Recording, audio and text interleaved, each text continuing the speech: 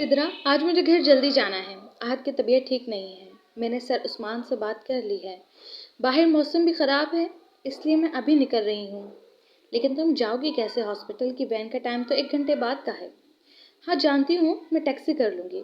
अशमल सिद्रा को बताते ही जल्दी जल्दी अपनी चीज़ें लेती वहाँ से निकल आई थी।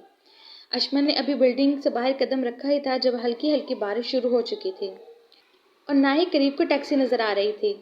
यहाँ खड़े होकर वेट करने से बेहतर उसने थोड़ा आगे चलकर टैक्सी देखने का सोचा था।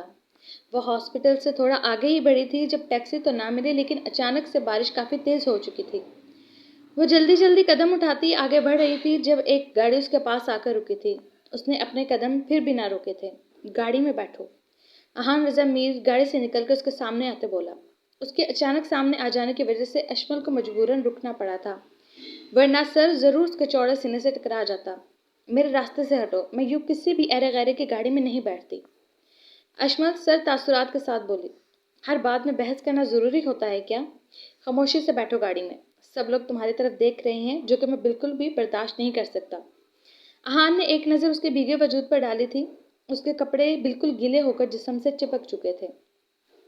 आसपास से गुजरते लोगों की नज़रें अशमल पर पड़ती तो देखकर अहान की कुशादा पेशानी पर मौजूद सरवटों में मजीद इजाफा हुआ था। उसे अपनी जगह से ना हिलता देखकर अहान ने आगे बढ़कर उसका बाजू पकड़ना चाहा था जब वो एकदम पीछे हुई थी।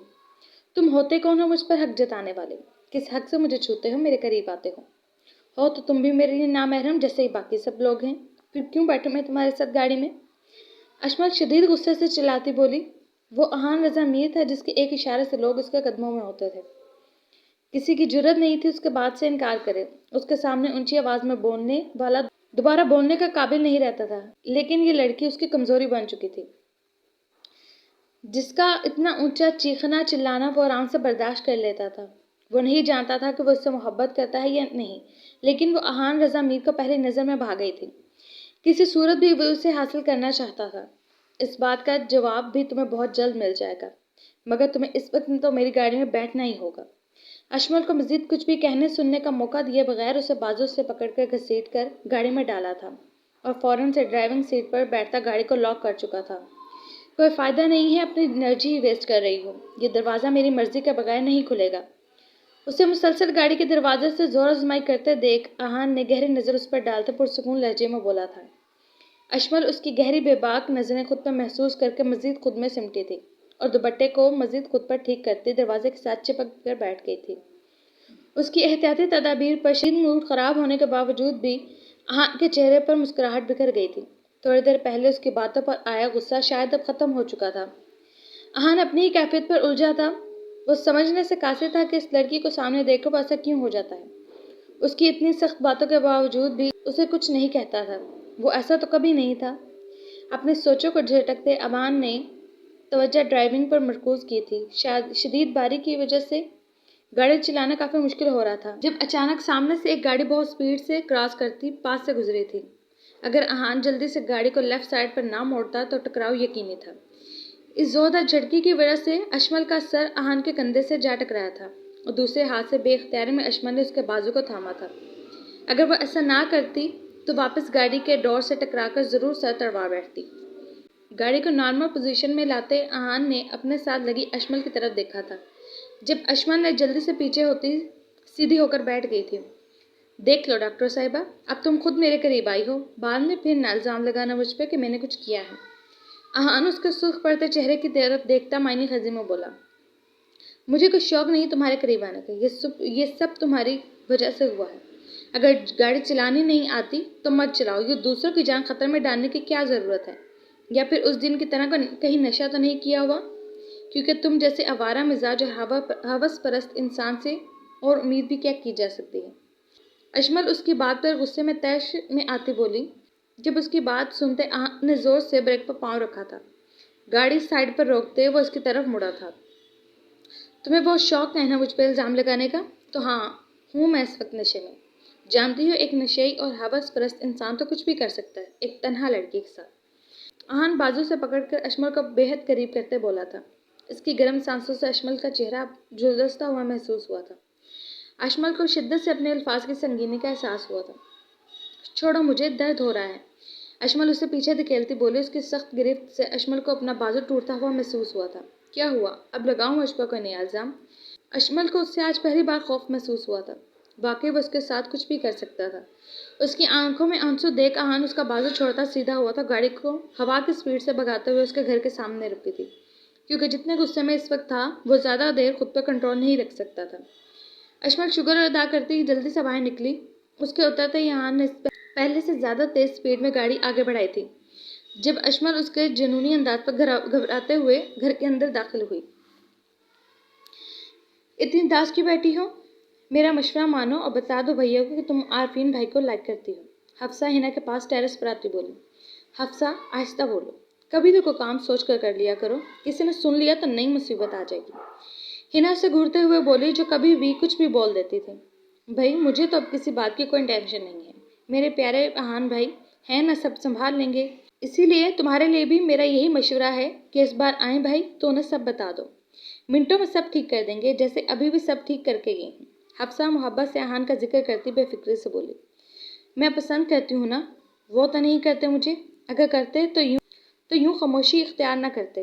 میں نے خود پھپھو کو کہتے سنا ہے وہ عارفین کا رشتہ اپنی نند کی بیٹے سے کرنے کی بات کر رہی تھی۔ ہنا اپنے آنسو صاف کرتے بولی، چلو جی کیا بنے گا تم لوگوں کا، ہم دونوں اچھے سے جانتے ہیں کہ عارفین بھائی تمہیں کتنا لائک کرتے ہیں اور تم انہیں، لیکن تم جیسے ڈرپوک لوگوں کو محبت کرنی ہی نہیں چاہیے۔ وہ ادھر اپنی اماں جان سے ڈر کے بیٹھے ہیں اور تم ادھر اپنے سے۔ حفصہ ان دونوں کی عقل پر ماتم کرتے بولی، اس سے پہلے کہ وقت تم دونوں کے ہاتھ سے نکل جائے کچھ کر لو، ورنہ پھر دونوں بعد میں روتے رہنا۔ حفصہ اسے سمجھاتے ہوئے بولی، جب وہ مرد ہو کر کوئی سٹینڈ نہیں لے رہے تو میں کچھ کیسے کر سکتی ہوں، اور بھیا پہلے ہی ہمارے لیے اتنا کچھ کر چکے ہیں، میں ان کو اس معاملے میں انوالو کر کے بابا اور حاجرہ امی کے ساتھ ان کا رشتہ مزید خراب نہیں کرنا چاہتی، اور تمہیں بھی میری قسم ہے بھیا کو اس بارے میں کچھ نہیں بتاؤ گی۔ ہنا کی بات پر حفصہ بھی خاموش ہو گئی تھی، اسے بھی کسی حد تک ہنا کی بات مناسب لگی تھی۔ ایک ہفتہ گزر چکا تھا لیکن اس دن کے بعد سے آہان نے اس سے مزید کوئی رابطہ نہیں کیا تھا، جس وجہ سے وہ بہت خوش تھی، لیکن وہ نہیں جانتی تھی یہ خاموشی اس کے لیے کتنا بڑا طوفان لانے والی تھی۔ سلمان صاحب نے اس کا رشتہ اپنے دوست احمد کے بیٹے ارسلان سے طے کر دیا تھا۔ اسے ارسلان کے بارے میں کچھ خاص نہیں پتا تھا، سلام دعا کے علاوہ ان کی آپس میں کبھی کوئی بات نہیں ہوئی تھی، لیکن اشمل اتنا جانتی تھی کہ وہ ایک شریف اور اچھا انسان ہے، اس لیے اسے اس رشتے میں کوئی اعتراض نہیں ہوا تھا۔ آج ہاسپٹل سے لوٹتے ہی اسے تھوڑی دیر ہوئی ہوگی جب گھر میں غیر معمولی خاموشی سے اسے کچھ عجیب سا محسوس ہوا۔ چاروں طرف نظر دوڑائی، وہ ڈرائنگ روم میں داخل ہوئی۔ یہ سب کیا ہے ماما؟ یہ کون لایا اور آپ ایسے کیوں بیٹھی ہیں؟ اشمل نے حیرت سے ٹیبل اور صوفے پر پڑے بہت سارے سجے ہوئے تھال کی طرف دیکھا تھا اور قریب ہی دونوں ہاتھوں پر سر جھکائے بیٹھی اسما بیگم کی طرف بڑھی تھی۔ جب اس کی آواز پر اسما بیگم نے پریشان نظروں سے اس کی طرف دیکھا، تمہارے بابا نے کہا ہے جیسے ہی تم واپس آؤ ان کے کمرے میں بھیجا جائے، اسے کہتے وہ وہاں سے اٹھ گئی تھی۔ اسما بیگم کے لہجے سے اسے کچھ غلط ہونے کا احساس ہوا تھا۔ بابا آپ نے بلایا مجھے؟ اشمل دروازے پر ہلکا سا ناک کرتی اندر داخل ہوئی تھی۔ بیٹھو بیٹا یہاں۔ سلمان صاحب سامنے پڑی صوفے کی طرف اشارہ کرتے بولے، آج کچھ لوگ تمہارا رشتہ لے کر آئے تھے، جدی پشتی رئیس اور ہماری حیثیت سے بہت اونچے لوگ ہیں وہ، ہمارا اور ان کا کوئی میل نہیں۔ ابھی ان کو گئے کچھ گھنٹے نہیں گزرے کہ 20 لوگ آ کر پوچھ چکے ہیں ہم سے، اور نہ جانے کیا کیا باتیں بنائی جا رہی ہیں، کیونکہ میر خاندان کو ہر کوئی جانتا ہے۔ اتنے بڑے لوگوں کا ہمارے گھر آنا سب کے لیے حیرانی کا باعث تو ہوگا ہی۔ تمہیں یہ سب بتانے کا مقصد صرف یہی ہے کہ تم پر میں اپنے حالات واضح کر دوں، کیونکہ جس طرح وہ لوگ رشتہ لے کر آئے ہیں اس سے تو صاف ظاہر ہے کہ اس سب میں تمہاری رضامندی بھی شامل ہے۔ سلمان صاحب کی آخری بات پر اشمل نے تڑپ کر ان کی طرف دیکھا۔ بابا یہ کیا کہہ رہے ہیں آپ؟ ایسا کچھ نہیں ہے جیسا آپ سمجھ رہے ہیں۔ اشمل ان کی بے اعتباری پر نرم آنکھوں سے ان کی طرف دیکھتی بولی۔ جب سلمان صاحب نے اسے خاموش رہنے کا اشارہ کیا، تم اس لڑکے کو جانتی ہو، مل چکی ہو اس سے؟ ان کی بات پر اشمل نے اس بات میں سر ہلایا۔ اگر ایسا تھا تو تم نے ارسلان سے رشتے پر رضامندی کیوں دی؟ سلمان صاحب بے تاثر چہرے کے ساتھ اس کی طرف دیکھتے ہوئے بولا۔ جب اشمل مزید ان کی بے اعتباری برداشت نہ کرتے ہوئے ان کے قدموں کے قریب آ بیٹھی۔ بابا آپ نے ہمیشہ اپنی بیٹی پر اعتبار کیا ہے، پلیز ایک بار اب بھی میری پوری بات سن لیں۔ اشمل ان کے گھٹنوں پر ہاتھ رکھ کے بولی تھی، جب سلمان صاحب نے اسے کندھوں سے پکڑ کر اوپر اٹھایا اپنے پاس بٹھایا تھا۔ بولو بیٹا میں سن رہا ہوں۔ اشمل گود میں رکھے ہاتھوں کو مسلتی انہیں آہان کے ہاسپٹل آنے سے لے کر آگے ساری بات بتاتے چلی گئی تھی۔ بیٹا تم نے پہلے کیوں نہیں بتایا مجھے یہ سب؟ سلمان صاحب اس کے آنسو صاف کرتے بولے، میرے لیے تمہاری خوشی سے بڑھ کر کچھ نہیں ہے۔ تمہاری خوشی کے خیال سے میں ان لوگوں سے میل نہ ہوتے ہوئے بھی کسی حد تک اس رشتے کے لیے خود کو رضامند کر چکا تھا، لیکن اب تمہاری مرضی جان کر میں بہت مطمئن ہو گیا ہوں۔ سلمان صاحب پرسکون لہجے میں بولے، بابا وہ شخص بہت پاورفل ہے، اتنی آسانی سے خاموش نہیں بیٹھے گا۔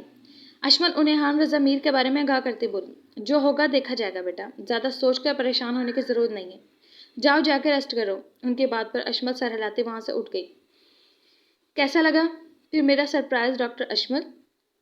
اشمل ابھی اپنے روم میں پہنچی تھی جب موبائل پر بجتے انجان نمبر کو دیکھتے وہ جانتی تھی کہ یہ کون ہو سکتا ہے، اور اشمل کے اندازے کے مطابق کال اٹھاتے ہی آگے سے اسی کی آواز آئی، تم نے یہ سب کچھ کر کے اچھا نہیں کیا۔ آج تمہاری وجہ سے پہلی بار میں نے اپنے بابا کی آنکھوں میں اپنے لیے بے اعتباری دیکھی ہے، اس کے لیے میں تمہیں کبھی معاف نہیں کروں گی۔ اشمل اس کی آواز سنتے شدید غصے سے بولے تھی، تم سے معافی مانگ کون رہا ہے ڈاکٹر صاحبہ؟ بلکہ ابھی تو آگے آگے دیکھو، میں بہت کچھ ایسا کرنے کا ارادہ رکھتا ہوں۔ تمہیں ابھی کال کرنے کا مقصد یہی بتانا تھا، میں اپنے مزاج سے ہٹ کر بہت اچھے سے پیش آ رہا ہوں تم سے، لیکن شاید تمہیں وہ سب راست نہیں آیا۔ اب تم احان رضا میر کا اصلی روپ دیکھو گے۔ احان نے کہتے ساتھ ہی فون بند کر دیا تھا۔ جب اشمل موبائل وہیں پھینکتی چہرہ ہاتھوں میں چھپائے رونا شروع ہو چکی تھی۔ اس شخص نے اس کی اچھی بھلی زندگی کا سکون برباد کر کے رکھ دیا تھا۔ اب وہ مزید پتہ نہیں کیا کرنے والا تھا۔